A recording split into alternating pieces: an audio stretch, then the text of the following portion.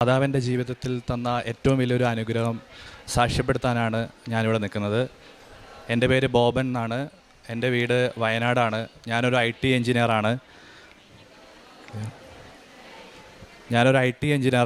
ഞാൻ ഇൻഫോ പാർക്കിൽ ഒരു IT കമ്പനിയിൽ വർക്ക് ചെയ്യുകയാണ്.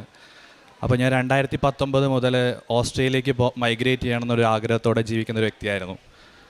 2019 ഞാൻ ഒരുപാട് IELTS ഇൻസ്റ്റിറ്റ്യൂട്ടിൽ പോയിട്ട് കോഴ്സ് അറ്റൻഡ് ചെയ്തു. എൻ്റെ ജോലിയുടെ ഭാരം കാരണം ഞാൻ കോഴ്സ് 1 മാസത്തിൽ കൂടുതൽ മുന്നോട്ട് കൊണ്ടുപോകാൻ പറ്റിയിട്ടില്ല.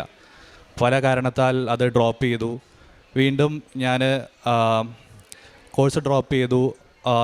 കോവിഡ് കഴിഞ്ഞ ശേഷം ഞങ്ങൾക്ക് IT-കാർക്കൊക്കെ വർക്ക് ഫ്രം ഹോം കിട്ടി, വീട്ടിലിരുന്ന് വർക്ക് ചെയ്യാൻ പറ്റി. ആ സമയത്ത് ഞാൻ ഓൺലൈനിൽ കൂടെ ലാംഗ്വേജ് കോഴ്സൊക്കെ അറ്റൻഡ് ചെയ്തു. അങ്ങനെ ഞാൻ ഫസ്റ്റ് ലാംഗ്വേജിൻ്റെ ടെസ്റ്റ് എടുത്ത് എനിക്ക് റിസൾട്ട് വന്നു. എനിക്ക് ഡിസൈഡ് സ്കോർ കിട്ടിയില്ല. പല കാരണത്താൽ എനിക്ക് കിട്ടിയില്ല. വീണ്ടും ഞാൻ എൻ്റെ ഏജൻസി ഹൈദരാബാദിലുള്ളൊരു ഏജൻസി ആയിരുന്നു സമീപിച്ചിരുന്നത്. അപ്പോൾ ഓസ്ട്രേലിയ എന്ന് പറയുന്നത് പോയിൻ്റ് ബേസ്ഡ് മൈഗ്രേഷൻ ഉള്ളൊരു രാജ്യമായതുകൊണ്ട് തന്നെ നമ്മുടെ ലാംഗ്വേജിന് ഇത്ര പോയിൻ്റ് നമുക്ക് കിട്ടണം, എന്നാൽ മാത്രമേ നമുക്ക് ഇൻവിറ്റേഷൻ കിട്ടുകയുള്ളൂ. അപ്പോൾ ഏജൻസിയുടെ നിർദ്ദേശപ്രകാരം ഞാൻ വീണ്ടും ടെസ്റ്റ് അറ്റൻഡ് ചെയ്തു. വീണ്ടും ഡിസൈർഡ് സ്കോർ എനിക്ക് ലഭിച്ചില്ല. 3-ാമത്തെ പ്രാവശ്യം ഞാൻ അറ്റൻഡ് ചെയ്യുന്നതിന് മുമ്പ് ഞാൻ ഉടമ്പടി എടുത്തു. ഇവിടെ വന്ന് അച്ഛനെ കണ്ട് പ്രാർത്ഥിച്ചു. തലയ്ക്ക് പിടിച്ച് അച്ഛൻ പ്രാർത്ഥിച്ചു. ഞാൻ എക്സാം എഴുതാൻ പോയി. ഞാൻ വീണ്ടും എക്സാം എഴുതി. പക്ഷേ ഡിസൈർഡ് സ്കോർ എനിക്ക് കിട്ടിയില്ല. അപ്പം ഞാൻ മാതാവിനോട് പറഞ്ഞു, മാതാവേ, ഞാൻ എന്തായാലും എൻ്റെ കർത്തവ്യം നിറവേറ്റും. പക്ഷേ മാതാവിൻ്റെ രീതിയിൽ ഇത് എനിക്ക് നടത്തി തരണം. ഏത് രീതിയിൽ നിന്ന് എനിക്കറിയില്ല. മാതാവ് നടത്തി തരണമെന്ന് ഞാൻ മാതാവിനോട് പ്രാർത്ഥിച്ചു. ഞാൻ എൻ്റെ പ്രതീക്ഷ കൈവിടാതെ ഞാൻ വീണ്ടും പ്രാർത്ഥിച്ചു. ഞാൻ എന്നിട്ട് ഉടമ്പടി എടുത്തതുപോലെ എല്ലാ കാര്യങ്ങളും ചെയ്തു. ഓരോ സ്ഥാപനങ്ങളിൽ, ഓരോ അഗതി മന്ദിരങ്ങളിലൊക്കെ പോയി രോഗികളൊക്കെ സന്ദർശിച്ചു. എല്ലാ കാര്യങ്ങളും ഞാൻ ഭംഗിയായിട്ട് ചെയ്തു. ഒരു 4 മാസം കഴിഞ്ഞപ്പോൾ ഞാൻ ഏജൻസിനെ വിളിച്ചു. ഏജൻസിനോട് ചോദിച്ചു, എൻ്റെ പ്രൊഫൈലിൽ എന്തെങ്കിലും മാറ്റമുണ്ടോ എന്ന് ഞാൻ ചെക്ക് ചെയ്തു. അവർ പറഞ്ഞു, ബോബൻ, നിങ്ങളുടെ പ്രൊഫൈൽ ഇപ്പോഴും വീക്കായിട്ടിരിക്കുകയാണ്, ഒരു ചാൻസും കാണുന്നില്ല. കാരണം ലക്ഷങ്ങൾ ആൾക്കാർ വെയിറ്റിംഗ് ഉണ്ട്. അതുകൊണ്ട് നിങ്ങൾക്ക് ഇൻവിറ്റേഷൻ കിട്ടാൻ ഒരു ചാൻസും ഇല്ല.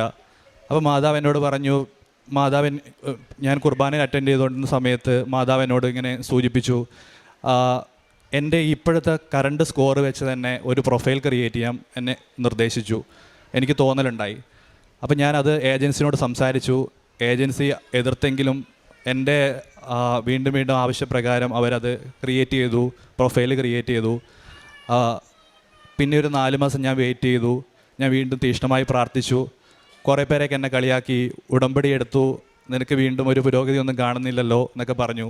പക്ഷെ ഞാൻ മാതാവിനെ വീണ്ടും കരഞ്ഞ് പ്രാർത്ഥിച്ചതിൻ്റെ ഫലമായിട്ട് എനിക്ക് NSW എന്ന സ്റ്റേറ്റിൽ നിന്ന് ഒരു ഇൻവിറ്റേഷൻ കിട്ടി. എനിക്ക് ഭയങ്കര സന്തോഷമായിരുന്നു. ഞാൻ ആ സമയത്ത് എൻ്റെ ഫസ്റ്റ് ഉടമ്പടിയിൽ ഫസ്റ്റ് നിയോഗമായിരുന്നു ഒരു ഇൻവിറ്റേഷൻ കിട്ടുക എന്നുള്ളത്. രണ്ടാമത്തെ എൻ്റെ നിയോഗം വിസ ഗ്രാൻഡ് ആവണം എന്നാണ്. കാരണം ഓസ്ട്രേലിയയുടെ പ്രോസസ്സിങ് ഭയങ്കര സ്ലോ ആണ്, മൈഗ്രേഷൻ ഭയങ്കര സ്ലോ ആണ്. അതുകൊണ്ട് ഞാൻ കുറേ അന്വേഷിച്ചു. വിസ ഗ്രാൻഡ് ആവാൻ പാടാണ്. ഏത് സമയത്തും വിസ റിജക്ഷൻ വരും. എക്സ്പീരിയൻസും കാര്യങ്ങളൊക്കെ ചെക്ക് ചെയ്യും. പഴയ കമ്പനികളിലൊക്കെ അവർ DHA വിളിച്ച് അന്വേഷിക്കും. പക്ഷേ എൻ്റെ എല്ലാം കറക്റ്റായിരുന്നു. അവർ എല്ലാം അന്വേഷിച്ചു. ഞാനിങ്ങനെ വെയിറ്റ് ചെയ്തുകൊണ്ടിരുന്നു. 6 മാസം കഴിഞ്ഞു, 12 മാസം കഴിഞ്ഞു, 15 മാസം ഞാൻ വെയിറ്റ് ചെയ്തു.